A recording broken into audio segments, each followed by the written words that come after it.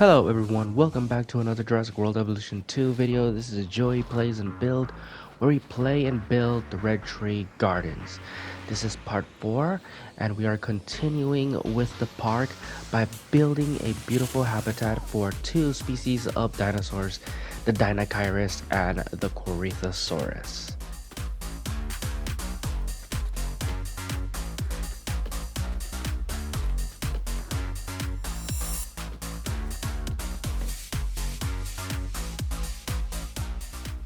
Now, the way I build my habitats is I always love to make an entrance before seeing the dinosaurs. So, the way to see the dinosaurs are two possible ways is the hotels.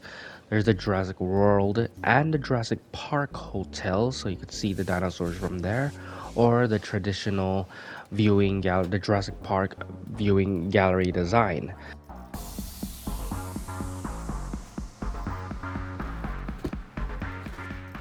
Now, as I said, I love building entrance into my parks before seeing the habitats, and this is the entrance to the Deinocheirus and the Corythosaurus. Of course, the theme is going to be a red tree garden-like theme, so everything is going to be like a garden or such.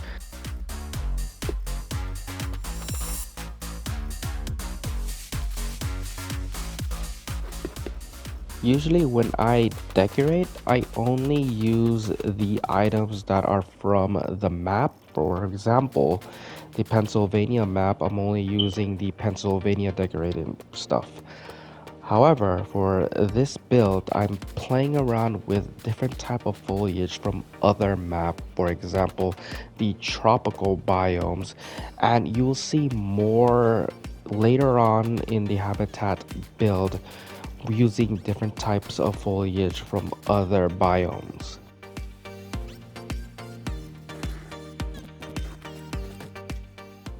So now we got our entrance into the habitat.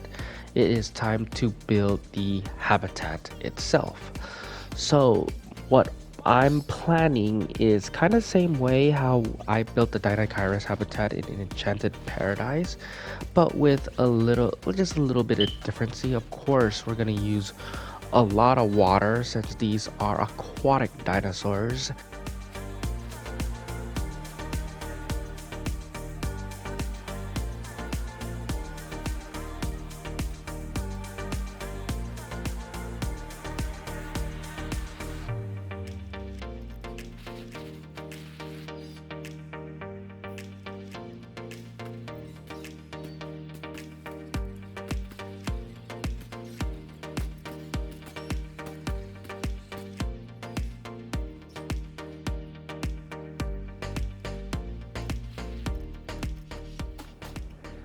For those who have OCD, I'm really sorry. I tried my best to connect the two ponds together, but for some reason it won't let me. Maybe down the line I could get that fixed, but I do apologize if people do tend to get bothered by that. Here's something that I got from Instagram is building your customization of your viewing galleries. I usually ignore or neglect decorating viewing galleries, but I've seen a lot in Instagram where people actually build beautiful viewing galleries. So I kind of take a little inspiration by using the Jurassic Park arches as a doorway into the gallery itself. But maybe in the future we could decorate more unique styles of viewing galleries.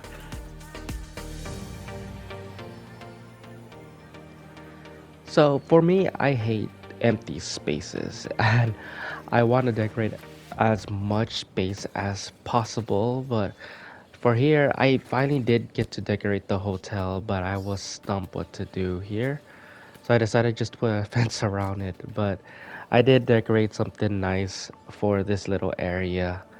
And that's something that it always bothers me. If there's an empty space, I have to decorate something around it.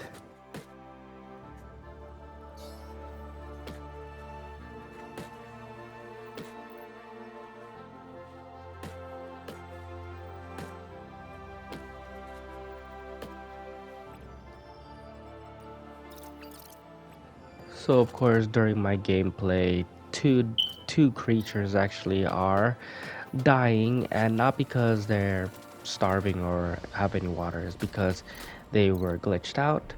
Something that I thought Frontier has update, but one pterosaur is stuck in the air, just flying in a frozen motion, and Amoris is stuck by a huge rock. And I hardly use the option to turn off starvation and hydration because I like to see my dinosaurs eat and drink. But for this case, this Morris Interpretus isn't hungry or isn't eating, so I'm just babysitting this one to see if he's just going to eat. Eventually, it does end up eating, so everything's all good. You could say I have been sleeping under a rock, no pun intended, but right in the bottom there's an option saying randomize rotation off or on. And for the longest I want to stop my rocks from rotating, and there are some certain points where the rocks do stop rotating. And I, in the life of me, couldn't understand how to do it until now. And yeah, I felt like I've been playing this for 2.5 years, guys, and I just figuring out this option now. So there it is, something.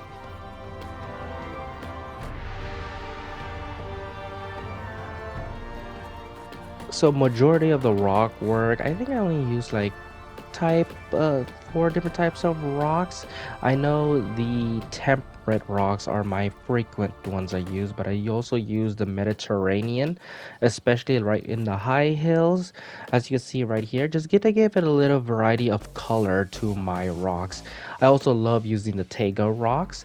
Usually number 4 and 5s are my favorite. And of course, their foliage, ground leaf, and ground fiber, two of the species of dinosaurs that I'm using, prefer those type of needs. And then of course we're going to the decorative trees, and I want to feel there's a little vibe that is missing here. So the palm trees is where it all comes from, because I want to feel like a little beach resort, and you can't have a beach resort without these palm trees. My favorite to use are the Mediterranean and the desert palm trees, just because they're a little bit chunkier than the other palm trees. And then of course finishing off with some temperate foliage, some Pennsylvania trees, and some Mediterranean trees, just to cover some gaps. And there it is. That's the habitat for the Corythosaurus and the Deinocheirus. Okay, so this is episode 4 of the Red Tree Gardens. The last video we did was these giant aviary for 3 species, 2 flying reptiles and a Zuccomimus. And the video didn't get a lot of attention, so this is the habitat that I built in the last video.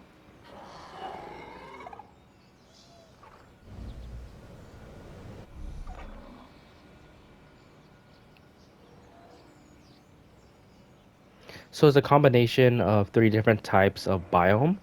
This is like the arid section here, and I'll transition into more of a tropical area here. This is where our Suchomimus should be hanging out most of the time. And then into a semi-arid, semi-tropical area. One thing I didn't noted is that you could add goats here in the aviary, something that I neglect doing in my aviary build. So I got this from Jacob Dix Waddle, so maybe in the future plans for more aviary builds, we could add goat feeders from now on. Okay, so yeah, that's the vid that's the build that we did in the last video. Didn't really get a lot of attention, so that's the what we did.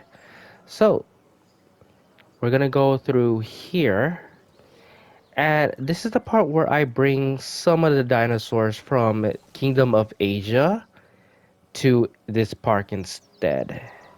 And you'll see our first dinosaur. You look over here. Hopefully we get a good glimpse. There's only one of them. Yeah, there it is. It's Kruger the Therizinosaurus from the Kingdom of Asia. So I brought Kruger here in the Red Tree Gardens. But Kruger isn't the only dinosaur from the Kingdom of Asia that I brought here. We could turn this way. And there he is. No, that's his mate right here. Rotundo. Rotundo was Mi Zhang's mate, but we moved Rotundo to his own enclosure here in the Red Tree Gardens.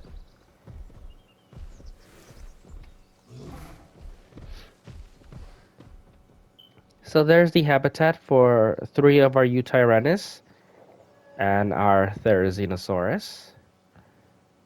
And of course, the main course of the whole video, the Deinocheirus and the Corythosaurus. So we head over here. And again, I always love to make a grand entrance to my habitat builds. So we could go through here. And there's the habitat for the Corythosaurus and the Deinocheirus. One thing I didn't note in the speed build is that the Deinocheirus, even though they prefer ground leaf, they also love eating the fish feeder. So that way you don't need to overfill your habitats with just ground leaf climbers. So I took some of the ground leaf climbers out from the habitat and replaced it to the ground fibers instead, because that's what the Corythosaurus loves to eat. So there's so many viewing areas to see it. Of course, is the viewing gallery right here. But if you like the habitat way too much or love the sound of the Corythosaurus, you could hang out here in our lovely hotels. And you can see our dinosaurs roaming 24/7.